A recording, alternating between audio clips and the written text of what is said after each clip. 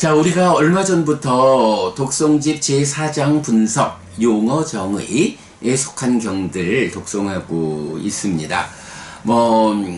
이렇게 부처님이 용어를 정의해주는 경우, 상당 부분이 인도의 역사와 문화가 담아내지 못하는 부처님 깨달음의 경지, 그 깨달음의 관점에서 정의돼야 하는 용어들, 여기에 대해서 부처님이 직접 정의하시는 이런 것을 분석, 이렇게 말하죠. 앞에서 4일 동안은 오온에 대한 분석을 분석경이 아니라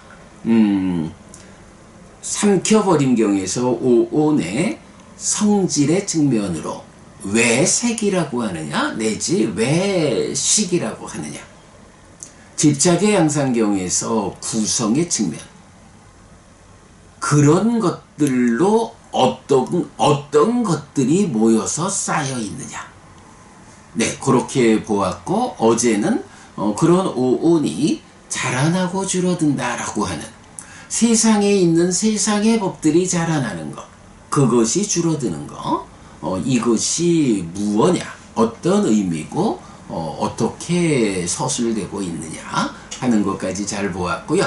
이제 오늘부터는 본격적으로 위방가수당 분석경이란 이름으로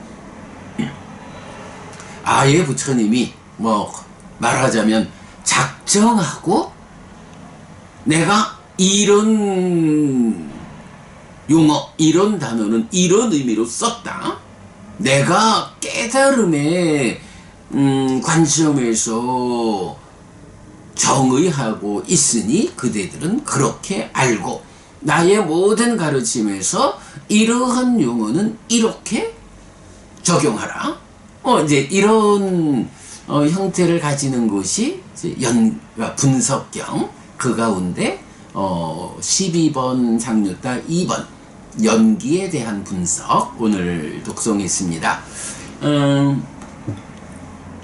연기된 법 12가지를 정의하고 있다, 이것이 삶의 이해의 근본이고, 정의된 대로 알아야 삶에 대한 부처님의 관점, 사실 그대로의 삶의 이해가 가능하다라는 거고요. 특히 이 가운데 나마루파, 명색에서 명이라는 거, 나마에 대한 정의 우리가 주목하자라고 했죠. 그래서 명, 요거는 식과 명색 이러는데, 기본적으로 이제 식과 색, 마음과 몸과 마음이 함께해서 내가 되어서 지금을 살면서 몸과 마음이 함께한 삶의 과정에서 생겨나 쌓여있는 요런 의미로 나마, 요것을 이름이다, 정신이다 이렇게 번역 안 하고, 식과 색의 과정에서 파생되어 생겨난 것 해서 파생된 것, 이렇게 번역하고 있죠. 그리고 이 파생된 것인 명이 수상사촉작의라는 5가지로 정의되고 있다. 요거 놓치면 안 된다. 그런데 대표적으로 말하자면 이 명이 식을 포함해서 비색사음, 색 아닌 4가지 무더기 해서 수상행식이다 라고 후대로 가면서 정의가 달라지죠. 그러면서 연기에 대한 왜곡된 해석이 시작된다. 사실 부처님은 명색에서 식을 포함하지 않는, 요거는 식을 조건으로 명색이 있다라는 데서 식과 명색이 함께 해가지고 오온을 구성하고 거기에 촉과 작의로서 활성화된 요런 식과 명색이 함께 해야 비로소 나라고 하는 존재를 구성하는 요런 서로 조건됨을 선언하고 정의해주고 있는데, 이게 한 후대로 가면서부터 명이 식을 포함하게 되면서 명색이 오온이 돼버리죠. 그러니까 오온 오치온인 나라는 존재가 명색으로서 정의되면 그 앞에 명색 안에 식이 있는데 그 앞에 식이 또 있네. 그런데 그 식을 조건으로 명색이 있다라고 하니 이 식은 무엇이길래 명색인 나를 조건 지우는가? 이제 이런 관점으로 해석을 하다 보니까 앞에 있는 식은 전생에서 금생으로 넘어오는 그 과정, 그 재생 연결식이구나. 전생과 금생을 그 재생을 연결해주는 것으로의 식이 명색을 조건 짓는구나. 이래가지고 재생 연결식이란 개념이 나오면서 연기를 삼세양중인과 이렇게 해석을 하게 되죠. 그런데 이거 안 되죠. 명색에 대한 부처님의 정의가 있는데 그 부처님과 다른 정의를 세워가지고 재생연결식이란 개념을 만들고 연기를 삼세양중인가로 이렇게 해석하고 있죠. 어쨌든 이거는 부처님의 정의와 다르다. 그러면 부처님 정의대로 하면 어떻게 되느냐? 식과 명색이 함께해서 활성화된 나, 활성 존재가 되어서 그 활성 존재를 중심에 둔 연기 12연기로서 삶의 메커니즘이 그려지고 그 위에서 3세에 걸친 윤회가 설명되고 그 안에 딱가라고 하는 마음이 몸을 떠날 수는 없지만 작용의 측면에서 마음에 참여 없이 아니죠. 몸에 참여 없이 마음 혼자 작용하는 이런 딱하라고 하는 내면의 영역과 그 밖에 마음이 몸과 함께 행위하고 인식하는 표면의 삶. 이렇게 딱가의 안과 밖으로 삶을 구분해 볼 수 있는 이제 이런 그야말로 부처님의 깨달음의 본질이 드러나게 되죠. 이런 부처님이 정의해주는 용어 하나라도 그 정의를 바꿔버리면 불교가 바뀌어버린다. 부처님의 깨달음을 담아낼 수 없다. 네, 이런 부분 정말 놓치면 안 되죠. 자, 그런가 하면 또 이 12분석 중에 놓치면 안 되는 게 행들, 무명을 조건으로 행들이 있다 라고 하는 이 행들, 신행, 구행, 심행 이렇게 세 가지 행으로 나오는데 요거 그동안 또 어떻게 했나요? 바로 명을 비색사음 이런 관점으로 해석을 하다 보니까 그 앞에 있는 식이 재생연결식이 되면 재생연결식 앞에 있는 행들이 전생의 행위다 이렇게 해석이 되죠. 그래가지고 신행, 구행, 심행이라고 정의되는 행들을 전생의 뭔가 말과 마음의 행위다 이런 식으로 해서 재생연결식으로 연결해서 이렇게 나오는데 아니다. 그러면 이제 연기가 말하는 행들은 뭐냐? 신행이라는 건 들숨날숨이라고 정의되는데 숨을 쉬어야 이게 내 몸이다 라고 해서 그러니까 몸의 작용이 아니고 몸을 형성하는 작용이다. 구행은 심사, 윗닦아 윗자라다. 윗닦아로 생각이 떠오르고 접근해줘야 말이 터져 나온다 라고 해서 구행, 말을 형성하는 작용이다 이렇게 되고요. 심행은 상수 이러는데 이것도 마찬가지 맥락에서 심의 작용이 상과수다 이렇게 보면 안 되죠. 상과수의 과정으로 심이 형성된다. 그죠?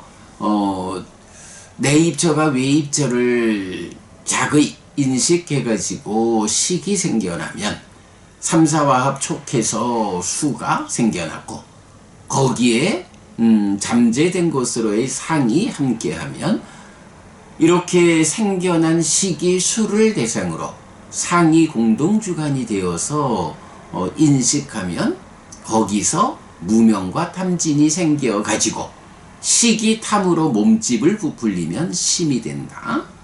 네, 요런 그 2차 인식의 전개 과정, 딱가 안에서 진행되는 과정을 우리가 이해할 수 있게 되면 바로 신행, 구행, 심행이라고 하는 이 세 가지 행을 몸과 말과 마음의 행위라고 볼 수가 없다.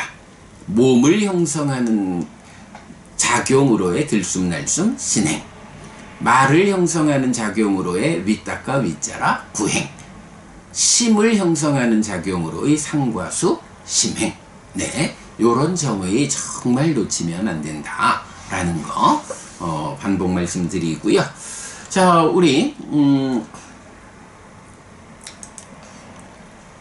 작년에 초기 불교 100일 법문에서 좀 자세히 말씀드렸으니까 그 부분 한번 살펴보고 가도록 하겠습니다. 초기 불교 100일 법문, 분석경 연기의 분석, 명색과 행들, 작년, 그러니까 23년 6월 15일 날 공부했습니다. 분석경 위반가수땅이란 이름으로 직접 나타나는 첫 번째 경은 연기에 대한 분석이 주제인데 연기된 법 12개에 대한 부처님의 정의입니다. 이런 정의에 어긋난 개념으로 경을 해석할 때 삶에 대한 다른 관점으로 가르침을 이해하게 되고 불교의 변질을 초래합니다. 이때 특히 주목해야 하는 점들을 설명하였습니다. 생과노사, 선불교에서 주로 말하지만 일념생사, 한 생각 일어나는 것이 태어나는 거고 그 생각 가라앉는 것이 죽음이다. 그래서 일념생사라고 선불교에서 많이 말하고 있지만 부처님이 정의하는 이 연기된 법들에서는 그렇게 일념으로의 생사라고 말할 수 있는 여지가 전혀 없다. 이 몸으로의 한평생, 몸이 무너져 죽으면 식이 새로운 몸으로 가서 다음 삶을 이어사는 이러한 윤회의 관점에서 생과 노사는 정의되고 있다라는 거 놓치면 안 되죠. 한순간 이전의 나의 존재 상태에서 지금 삶의 결과를 쌓아 변화한 존재로서의 나다. 식과 명색의 생존기간의 불균형에 의한 윤회, 이렇게 나타나죠. 유라고 하는 요 존재라는 거, 나는 누구야? 나라고 하는 존재. 이 존재에 대해서 부처님은 바와라는 말로 설명하면서 한순간 이전에 나의 존재 상태가 있었다면 지금 이 한순간의 삶의 결과로 식이 머물고 늘어나는, 그러니까 머물어서 쌓이면 늘어나는, 그러면 명색이 참여하는, 요런 한순간 이전의 나의 존재 상태에서 지금 삶의 결과를 쌓아 변화한 존재로서의 나.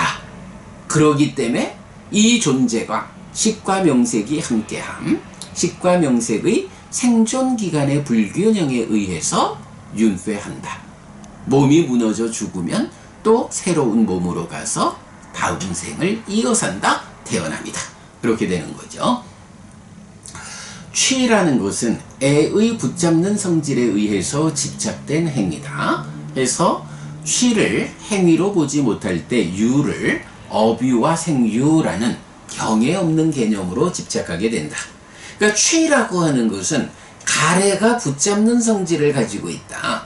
몸과 말과 마음으로 행위하는 이러한 삶에서 그 가래의 붙잡는 성질 때문에 붙잡는 행위를 하는 것. 요거를 집착된 행위.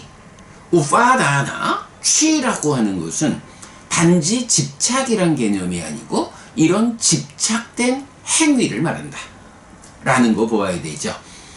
이렇게 취를 집착된 행위라고 보지 못하고 단순히 집착이라는 개념으로만 보면 어때요? 삶을 설명하면서 행위, 업이 없이는 삶을 설명할 수 없잖아요. 그런데 취를 행위로 보지 못하면 어떻게 돼요? 연기를 구성하는 12지분에 업이라는 개념은 없죠. 그러니까 또 후대에서 어떡하나요? 집착을 조건으로 존재가 있다 하는 요 유를 역시 유가 나를 지시하는 존재로 보지 못하고 그냥 어떤 존재라는 개념으로 보면서 그것을 업유와 생유, 업으로의 존재와 태어남으로의 존재, 이런 식으로 해석을 하죠. 부처님의 정의와 다르다라는 거죠.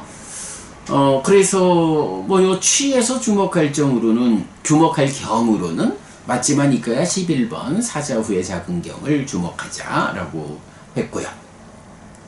그 다음에 또 보아야 하는 것은 촉이죠. 내입처, 외입처, 식의 만남, 요 3사화합인데 뭐 세상에서 말하는 근경식 3사화합, 이거 부처님 말씀과 다르다. 부처님은 분명히 내입처와 외입처와 식의 만남을 3사화합 촉 이렇게 말하지 근경식의 3사화합을 말하지 않는다 라는 거 분명히 해야 하고요. 그 다음에 이제 육입이라는 것이 육내입처로 정의되는데 뭐 이런 그 인식의 주관이 있다라는 것은 객관이 함께 대응하고 있는 것이다. 그래서 육입, 육내입처라는 것은 육외입처와 함께 활성화된 상태다.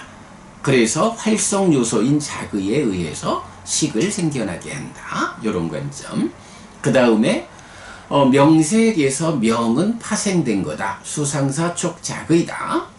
명이 식을 포함, 비색사음하면서 연기에 대한 왜곡된 해석이 시작된다. 재생연결식이라는 개념, 3세 양중인과 이런 부분.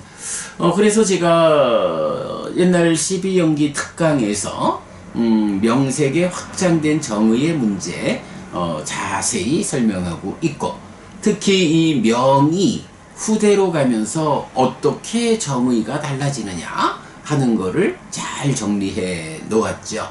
뭐 굉장히 중요한 주제로 포함하고 있고요. 그 다음에 식은 육식, 6가지 식밖에 없다. 그래서 유위의 과정, 심행은 상수라는 유위의 과정에서 식이 머물고 늘어나는 현상, 그래서 연기된 식이라는 이런 현상에 의해서 행들을 조건으로 식이 생긴다는 조건관계를 설명했다. 요거 하여간 이중적 전개이기 때문에 아니 무명을 조건으로 행들이 있고 행들을 조건으로 식이 있다 라고 하는데 이것은 어떻게 보아야 하느냐. 사실은 이 무명과 행들 가운데 대표적으로 심행이라는 게 딱가라는 내적 영역 안에 있고, 이 내적 영역에서는 가래가 생기는데, 그래서 수를 조건으로 애가 있다라는 거하고 딱가 안에서 무명을 조건으로 행들이, 그렇게 되면 가래로 이렇게 연결이 되는데, 어떻게 연기에서는 행들을 조건으로 식이 있다라고 말하느냐 하는 요 연결 관계를